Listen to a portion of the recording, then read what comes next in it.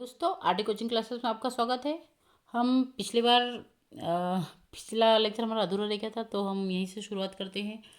हम देख रहे थे अर्धवार्षिक एग्जाम में आने वाले कुछ महत्वपूर्ण क्वेश्चंस को। तो विस्तृत गुण द्रव्य की मात्रा पर निर्भर करते हैं, परंतु गहन गुण द्रव्य की मात्रा पर निर्भर नहीं करते। बताइए कि निम्नलिखित गुण विस्तृत है अथवा गहन गुण द्रव्यमान, आंतरिक ऊर्जा, दाब, ऊष्माधारिता, मोलर ऊष्माधारिता, घनत्व, मोल प्रभाव, विशिष्ट ऊष्मा, ताप और मोलरता। तो इस टाइप से आपको क्वेश्चन घुमा के पूछेंगे, तो आप इनमें से पहचानना है कि विस्तृत गुण कौन है और गहन गुण कौन है। तो जैसे इसमें से विस्तृत गुण द्रव्यमान है, आंतरिक ऊर्जा, ऊष्माधारिता, और गहन गुण दाब, मोलर ऊष्माधारिता, घनत्व, मोल प्रभाव, विशिष्ट ऊष्मा, ताप और मोलरता, ये सब आपके क्या हैंगे, गहन गुण। फिर ऊष्माधारिता एक विस्तीर्ण गुण है ना, ये क्वेश्चन है कि ऊष्माधारिता एक विस्तीर्ण गुण है, यानी जब कि विशिष्ट ऊष्मा एक गहन गुण है। एक मोल जल के लिए Cr तथा C में क्या संबंध है। तो किया गया क्या कार्य क्या हो जाएगा, W, जो हम फॉर्मूला लगाते ही है, -P बाय V2 - V1। तो P के लिए हम बाय 0, W -0 यानी कि वैल्यू रख देंगे इसकी। तो आपका आ जाएगा 5 - 1 = 0, और समतापी प्रसार के लिए आप सॉल्व कर लेंगे। फिर नेक्स्ट क्वेश्चन आता है विस्तीर्ण एवं गहन गुण को उदाहरण से समझाए। तो विस्तीर्ण गुण निकाय के वे गुण जो पदार्थ की मात्रा पर निर्भर करते हैं, विस्तीर्ण गुण या मात्रात्मक गुण कहलाते हैं, जैसे द्रव्यमान, आयतन, ऊष्माधारिता। और गहन गुण निकाय के वे गुण जो पदार्थ की मात्रा पर निर्भर नहीं करते, गहन गुण कहलाते हैं, उदाहरण ताप, दाब, पृष्ठ तनाव, शांतता आदि। फिर नेक्स्ट क्वेश्चन की बात करते हैं। सिद्ध कीजिए कि P del V del NRT आदर्श गैस समीकरण से। तो PV बराबर NRT होता है यदि प्रारंभिक अवस्था में गैस का आयतन V1 तथा गैस के मोलों की संख्या N1 हो, तो क्या आ जाएगा, PV1 N1 RT। यदि अंतिम अवस्था में गैस का आयतन V2 तथा गैस के मोलों की संख्या N2 हो, तो PV2 N2 RT। समीकरण 1 और 2 से मिलाने पर PV2, क्योंकि जिसमें परिवर्तन होगा उससे के में चेंज, तो प्रारंभिक और अंतिम है ना, अंतिम वेग और माइनस प्रारंभिक वेग, और उधर संख्या आ जाएगी N2 - N1 RT। तो यहाँ पे परिवर्तन के लिए डेल यूज़ करके V लिख देते हैं, और इधर परिवर्तन के लिए डेल यूज़ करके NRT लिख देते हैं। ये आपका क्वेश्चन हो जाएगा। फिर नेक्स्ट आता है मानक संबंध एंथैल्पी क्या है। तो मानक संबंध एंथैल्पी की बात कर लेते हैं। मानक संबंध एंथैल्पी मानक अवस्था में अर्थात 298 के ताप पर 25 डिग्री सेल्सियस और 1 वायुमंडलीय दाब 760 mm पर किसी उत्पाद के 1 मोल को उसके अवयवी तत्वों से बनाने में जो एंथैल्पी परिवर्तन होता है उसे मानक संबंध एंथैल्पी कहते हैं। इसे डेल H F0 या डेल F H0 से दर्शाते हैं। फिर नेक्स्ट क्वेश्चन है आपका मोस्ट टाइम पे 4 नंबर के हिसाब से आता है आपका, तो इसको देख लीजिएगा थोड़ा सा। ऊष्माधारिता क्या है, CP - CV बराबर R है ना। ऊष्माधारिता क्या होती है ये पूछा जाता है, तो थोड़ा सा इसको क्लियरली देख लीजिएगा। ऊष्माधारिता CP - CV बराबर R। व्यंजक को स्थापित कीजिए। तो ऊष्माधारिता किसी निकाय का ताप 1 डिग्री सेल्सियस बढ़ाने के लिए आवश्यक ऊष्मा की मात्रा को ऊष्माधारिता कहा जाता है। इसकी इकाई जूल प्रति केल्विन है। CP एवं CV में संबंध, स्थिर आयतन पर ऊष्माधारिता CV बराबर del V by del TV। तो del V CV del T, इस हिसाब से सोल्व करना है। इसी प्रकार स्थिर दाब पर ऊष्माधारिता, तो दाब के लिए भी हम P प्रेशर यूज़ करके इसको भी इस प्रकार से हम लिख देंगे, और लास्ट में प्रेशर जो स्थिर होता है उसे नीचे लिखते हैं यहाँ पे। जैसे आदर्श गैस के 1 मोल गैस के लिए, तो आप तो इसको एंथैल्पी परिवर्तन बताने के लिए एंथैल्पी में del V plus del PV हो जाएगा। तो डेल H यहाँ से कॉम्बिनेशन करने पर आपका RT, यानी कि PV को RT से रिप्लेस कर देंगे, तो del H del V plus del R del T हो जाएगा।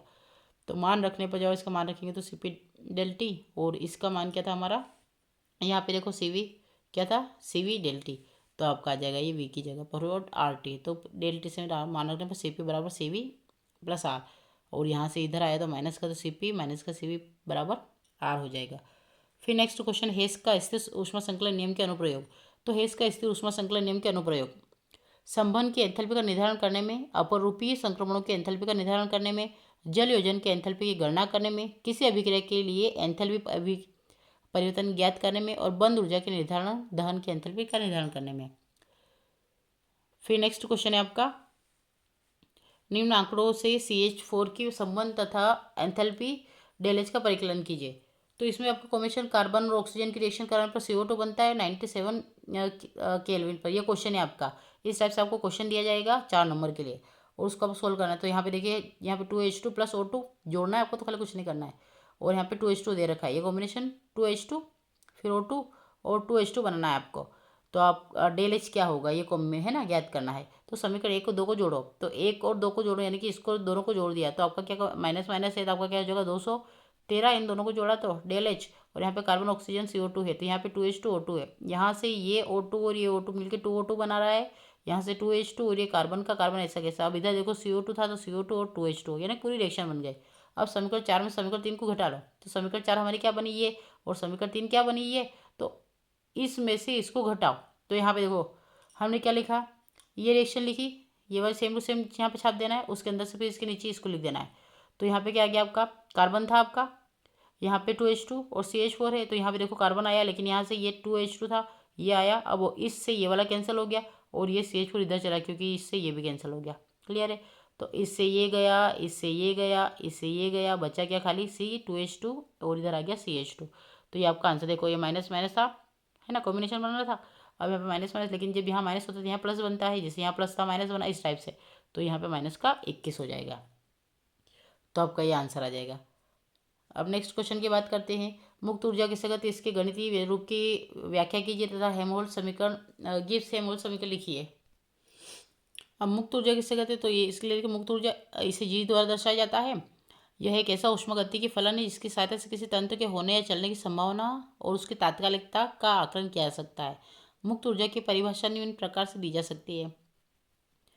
तो किसी तंत्र से प्राप्त ऊर्जा की होती है, ये तो आपको खाली रटना है और कुछ नहीं करना, ये लैंग्वेज होती है कि इसकी परिभाषा याद करना है। और फिर यहाँ से मेन यहाँ से काम होता है मुक्त ऊर्जा जी का गणितीय रूप निव्यंजक। तो जी बराबर H minus del H TH ये होता है, तो H तंत्र की एंथैल्पी, S एंट्रोपी और T टेम्परेचर होता है। तो H इजिकल टू U प्लस PV हो जाएगा। तो जी यहाँ पे देखो कॉम्बिनेशन करने पर क्या आ जाता है इसके साथ में, तो यहाँ से आ जाएगा U प्लस PV माइनस TS। तंत्र के ऊर्जा परिवर्तन डेल जी को निम्नवत दर्शाया जा सकता है। तो जो डेल जी होता है आपका, ठीक है, अब आपको डेल जी, तो यहाँ पे सिर्फ आपको परिवर्तन लगाना है, बाकी कुछ नहीं करना। देखो ये सेम टू सेम ही चला है, तो यहाँ पे खाली डेल लगा दिए, यहाँ पे डेल लगा दिए, यहाँ पे del PV minus del TS। यदि प्रक्रम स्थिर दाब और स्थिर ताप पर हो, ये स्थिर दाब और स्थिर ताप यानी कि जिसको स्थिर करा उसके आगे लगाना। तो देखो यहाँ पे क्या लिखा, स्थिर दाब और स्थिर ताप को, तो स्थिर दाब यानी कि P, यहाँ पे डेल लगा था, यहाँ पे आप दाब को स्थिर का तो इसको आगे लगा दिया, आयतन के बीच में लगा दिया, क्योंकि उसमें पता नहीं जिसको उसमें जिसको स्थिर रखा उसमें कोई परिवर्तन नहीं होगा। तो देखो P प्रेशर ऐसा कैसे ही है, तो ये इसने बोला स्थिर दाब तो स्थिर दाब रख दिया, और स्थिर ताप बोला तो देखो T को बाहर रख दिया, एंट्रोपी को परिवर्तित कर दिया। तो del G del U plus P del V till del S आ जाएगा। अब यहाँ पे देखो हम जानते हैं कि स्थिर ताप और स्थिर दाब पर, तो हमने फिर वही सेट करा कि स्थिर दाब और स्थिर ताप, तो फिर लगा दिया।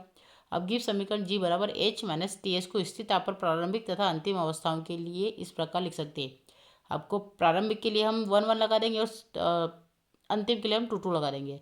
फिर लास्ट में क्या करेंगे, सबको कॉम्बिनेशन बनाए कि डेल जी होगा तो डेल जी 1 हो जाएगा, डेल जी 2 तो डेल जी 1 की वैल्यू लिख दो, ये डेल जी 1 की वैल्यू हमारे पास 1 1 है और डेल जी 2 की वैल्यू ये है। तो बस माइनस प्लस करना और कॉम्बिनेशन बना के आपको सिंपल सोल्व करना है, क्योंकि बड़े में से छोटा ही माइनस होगा। तो H2 में से H1 गया और TS2 में से TS1 गया, तो क्या बचा देखो यहाँ से, तो H1 ये डेल H बताएगा और ये T है तो यहाँ पे T डेल S बताएगा, क्योंकि हमें 2 कहाँ दिख रहा है, S पे दिख रहा है, तो S डेल S बताएगा। और यहाँ पे H1 2 का दिख रहा है, इस पे दिख रहा है तो डेल H बचाएगा। ये तो इसे ये हेमहोल्ट्ज समीकरण कहते हैं। फिर नेक्स्ट क्वेश्चन है संयुग्म अम्लों क्षार। तो इसमें भी कुछ नहीं करना, यहाँ पे हाइड्रोजन दिख रहा है, देखो इसमें से ये OH दिख रहा है, संयुग्म अम्ल दिख रहा है, संयुग्म क्षार दिख रहा है। अब OH है तो आपने एक हाइड्रोजन को जोड़ा तो देखो ये माइनस खत्म हो गया, एक हाइड्रोजन को निकाला तो माइनस बढ़ गया। फिर यहाँ पे हाइड्रोजन है ही नहीं इसलिए इसके अंदर होगा ही नहीं, खाली हाइड्रोजन जुड़ेगा, तो हाइड्रोजन जुड़ा तो यहाँ से एक हाइड्रोजन माइनस कम हो गया तो हाइड्रोजन जुड़ गया। लेकिन यहाँ पे हाइड्रोजन निकालने के लिए हाइड्रोजन चाहिए भी तो सही, है ही नहीं, जैसे यहाँ पे हाइड्रोजन है ही नहीं, लेकिन हाइड्रोजन जोड़ा तो एक माइनस दो माइनस थे, एक माइनस लग गया, हाइड्रोजन जुड़ गया।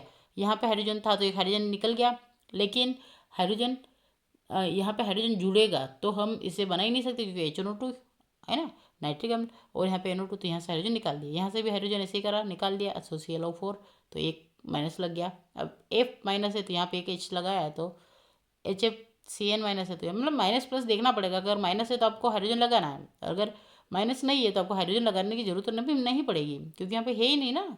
अगर होता तो आप लगाते, क्योंकि उसको चाहिए नहीं तो आप दोगे कहाँ से, जिसको चाहिए उसको दे रहे हो। तो यहाँ पे माइनस कम है, यहाँ पे कम है, यहाँ पे कम इसलिए इसको दे रहे हो, यहाँ पे ज़्यादा है इसलिए नहीं दे रहे हो, सीधी सी बात।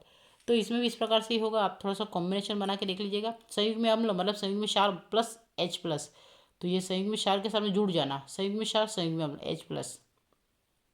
कॉम्बिनेशन बनाना, संयुग्म में अम्ल मतलब H प्लस का जुड़ जाना और संयुग्म विशाल मतलब कि H प्लस का निकल जाना। देखो ये संयुग्म में अम्ल H प्लस का जुड़ जाना और संयुग्म विशाल मतलब कि H प्लस का निकल जाना। तो बस ये कॉम्बिनेशन तीनों में बन रहा है, सब में यहीं तक बन रहा है। तो इसको आप एक एक बार देख के ही जाए ताकि आपका कोई का आंसर छूटे ना। फिर ऑक्सीडेशन नंबर निकालना, ये भी मैंने सिखा रखा है। बीच वाले का जैसे फास्फोरस का निकालना है तो सोडियम का एक होता है, हाइड्रोजन का एक होता है, तो एक का और दो कॉम्बिनेशन कर लो तो 1+2, तो जिसका निकला उसको x मान लो। अब ऑक्सीजन का कितना होता है, -का 2 होता है, लेकिन यहाँ पे 4, तो 4 दूनी 8, तो -का 8, तो 1+2 कितने हो गए 3। और जब 8 में से 3 गया तो -का 5, तो अब -का 5 उधर गया तो +का 5। इस प्रकार से आप कॉम्बिनेशन बना के निकाल लेंगे, ये आपकी ऑक्सीजन संख्या निकल जाएगी। फिर आएगा SO2-6 की संरचना को स्पष्ट कीजिए। सल्फर की आकृति अवस्था +5 है, तो 2 केंद्रीय सल्फर परमाणु की संख्या 0 है, क्योंकि SS बंध बनाने वाला इलेक्ट्रॉन युग्म केंद्र में रहेगा। अतः शेष सल्फर परमाणु जो संरचना में सिरों पर है उनकी ऑक्सीजन संख्या +5 होगी। तो इस टाइप से आप कॉम्बिनेशन बना लीजिएगा। हाँ, तो आपको कुछ नहीं करना है, यहाँ पे भी देखो 6 रहता है तो -का 2 और +2x करके कॉम्बिनेशन बना लीजिए। फिर नेक्स्ट आता है नर्नस समीकरण। मोस्ट टाइम भी क्वेश्चन है, 4 नंबर में पूछा जा सकता है, तो आप इसको भी अच्छे से करके जाइए। नर्नस समीकरण क्या है, ई और ई नोड में संबंध स्पष्ट कीजिए। तो किसी इलेक्ट्रोड का विभव विलयन की सांद्रता, देखिए हमारे पास टाइम कम है और आपके पास भी टाइम कम है, क्योंकि रिवीजन के लिए भी आपको समय चाहिए। तो हम इतने कम समय में इतने ही स्पीड में कर सकते हैं, तो आप थोड़ा सा देख के चले। किस इलेक्ट्रॉन का विभव विलयन की सांद्रता 1m तथा 298 K से किस प्रकार प्रभावित होता है, तथा साधारण परिस्थितियों में ज्ञात किए गए इलेक्ट्रोड विभव और मानक इलेक्ट्रोड विभव के बीच संबंध को स्थापित करने के लिए नर्नस ने एक समीकरण दिया, जिसे नर्नस समीकरण कहते हैं। E = E0 - RT NF, ये नर्नस समीकरण है। तो इसमें आपको वैल्यू रखना है और इस हिसाब से सोल्व करना है। कुछ नहीं, खाली एक मेथड है, बाकी तो वैल्यू एक्सचेंज होती जा रही है। बाकी इसमें कोई काटा पीटी का कोई काम ही नहीं है, बस आपको थोड़ा सा हिंट लेके सोल्व करना है। फिर एसिटिलीन से नाइट्रोबेंजीन आप किस प्रकार प्राप्त करेंगे, तो एसिटिलीन यानी कि कार्बन ट्रिपल बॉन्ड कार्बन, रक्त दब एफी नली से करना भी, ये आपको ऑब्जेक्टिव भी बन सकता है। तो खाली आपको इतना सा दे देंगे, आपको बोलेंगे क्या बनने वाला है। तो ये आपको जैसे ए प्रोडक्ट बी और 3C है, तो ए से बी में क्या बनेगा, बी से सी में, तो बी से बे बेंजीन बनेगा और सी में नाइट्रोबेंजीन बनेगा। तो नाइट्रोबेंजीन जब भी बनता है, नाइट्रिक अम्ल और सल्फ्यूरिक एसिड की क्रिया होती है, नाइट्रिकन प्रोसेस होती है, उसके द्वारा नाइट्रोबेंजीन बनता है।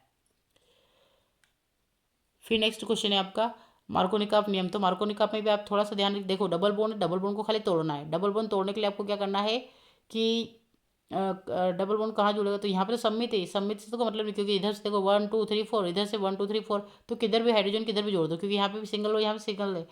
और उसमें रूल होता है कि जहाँ पे कम होता है वहाँ पे जुड़ता है। तो देखो यहाँ पे, इसलिए एक बार Cl को यहाँ जोड़ दो, एक बार यहाँ पे जोड़ दो, तो आपका 2-क्लोरो-ब्यूटेन बन जाएगा। फिर आता है कैसे प्राप्त करेंगे केवल समीकरण, बेंजीन से BH, तो देखो बेंजीन का फॉर्मूला क्या है, C6H6 और BHC यानी कि बेंजीन हेक्सा क्लोराइड बनाना है। तो आपका क्या बनेगा, 3Cl2, क्लोरोनीकरण रिएक्शन होगी सूर्य प्रकाश की उपस्थिति में, तो आपका C6H6Cl2 बनेगा। इसको खोलोगे तो 1 2 3 4 5 6 कार्बन, 6 कार्बन के साथ 6 हाइड्रोजन लगा के और 6 क्लोरीन लगा के काम खत्म। तो C6H6Cl6 हो जाएगा। और बेंजीन से एसिटोफिनोल, तो बेंजीन की रिएक्शन एसिटल क्लोराइड से करवाएंगे तो नेजियो एल्यूमिनियम क्लोराइड, इसे फ्रीडल क्राफ्ट रिएक्शन भी बोलते हैं। तो एसिटोफिनोल बनेगा प्लस HCl निकल जाएगा। फिर फ्रीडल क्राफ्ट, जिस अभी नाम ही लिया, देखो फ्रीडल क्राफ्ट रिएक्शन आ गई। निर्जल एल्यूमिनियम क्लोराइड, हमने ये बात किया ना, देखो निर्जल बात करते हैं ना, ये कि निर्जल एल्यूमिनियम क्लोराइड और ये एसिटोफिनोल एसिटल क्लोराइड के साथ में करेगा। तो देखो इसने भी यही निर्जल एल्यूमिनियम क्लोराइड और मिथाइल क्लोराइड के साथ करा है। तो इसको मिथाइल क्लोराइड के साथ, तो बेंजीन की रिएक्शन मिथाइल क्लोराइड के साथ करने पर टोलुइन बनता है। और यही रिएक्शन बोल रही है कि बेंजीन की अभिक्रिया निर्जल एल्यूमिनियम क्लोराइड की उपस्थिति में मिथाइल क्लोराइड के साथ कराने पर टोलुइन प्राप्त होता है। इस अभिक्रिया के दौरान बेंजीन में से हाइड्रोजन का प्रतिस्थापन एल्किल समूह द्वारा होता है, इसलिए से एल्किलीकरण कहते हैं। और एसिटिलीकरण में एसिटल क्लोराइड की रिएक्शन करवा देंगे तो वही रिएक्शन होगी। बाकी सेम टू सेम जिस अभी हमने देखी थी, ये वाली रिएक्शन आपके सामने आ गई।